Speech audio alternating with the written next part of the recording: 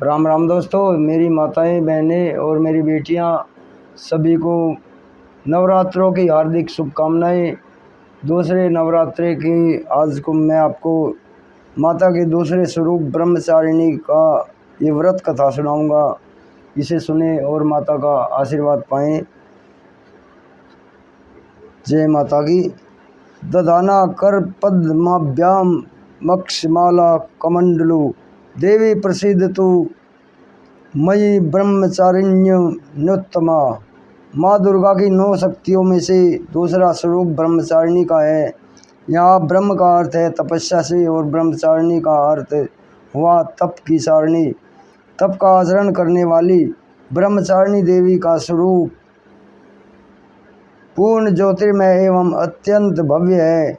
इनके बाएं हाथ में कमंडल और दाएं हाथ में जप की माला रहती है। माँ दुर्गा का यह दूसरा स्वरूप भक्तों और सिद्धों को अनंत फल प्रदान करने वाला है। इनकी उपासना से मनुष्य में तप, त्याग, वैराग्य, सदाचार, संयम की वृद्धि होती है। दुर्गा पूजा के दूसरे दिन इन्हीं की उपासना की जाती है। इस दिन साधक का मन स्वाधिष्ठान चक्र में स्थित होता है। इस चक्र में अवस्थित मन वाला योगी उनकी कृपा और भक्ति प्राप्त करता है।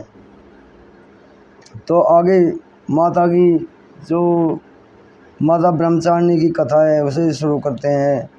पूर्व जन्म में इस देवी ने हिमालय के घर में पुत्री रूप में जन्म लिया था और नारद जी के उपदेश से भगवान शंकर को पति रूप में प्राप्त करने के लिए घोर तपस्या की। इस कठिन तपस्या के कारण उन्हें तपश्चारिणी अर्थात ब्रह्मचारिणी नाम से अभिहित किया गया। 1000 वर्ष तक इन्होंने केवल फल फूल खाकर बिताए और 100 वर्षों तक केवल जमीन पर रहकर शाक खाकर निर्वाह किया। कुछ दिनों तक कठिन उपवास रखे, खुले आकाश के नीचे वर्षा और धूप के घोर कष्ट सहे।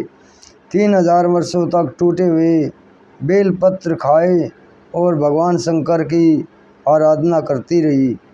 इसके बाद तो उन्होंने सूखे बेलपत्ते भी खाना छोड़ दिए और कई हजार वर्षों तक निर्जल और निराहार रहकर तपस्या करती रही। पत्तों को खाना छोड़ देने के कारण इनका नाम अर्पणा भी पड़ गया। कठिन तपस्या के कारण देवी का शरीर एकदम क्षीण और कमज़ोर हो गया। देवता, ऋषि और सिद्धगण मुनि सभी ने ब्रह्मचारिणी की तपस्या को अभूतपूर्व पुण्य कृत्य बताया, सराहना की और कहा, हे देवी, आज तक किसी ने इस तरह की कठोर तपस्या नहीं की है। यह तुम्ही से ही संभव था। तुम्हारी मनोकामना परिपूर्ण होगी और भगवान चंद्रमौली शिवजी तुम्हें पति रूप में प्राप्त होंगे। अब तपस्या छोड़कर घर लौट जाओ, जल्द ही तुम्हारे पिता तुम्हें बुलाने आ रहे हैं। इस देवी की कथा का सार यह है कि जीवन के कठिन संघर्षों में भी विचलित नहीं होना चाहिए। माँ ब्रह्मचारिणी देवी की कृपा से सर्व सिद्धि प्राप्त होती है। दुर्गा पूजा के दूसरे दिन इस देवी के इसी स्वरूप की उपासना की जाती है। जय माता की।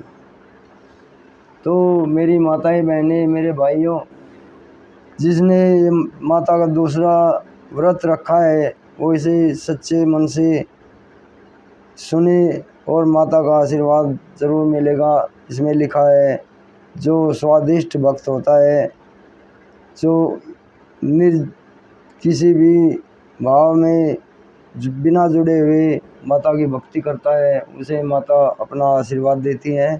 तो कल मैं आपको माता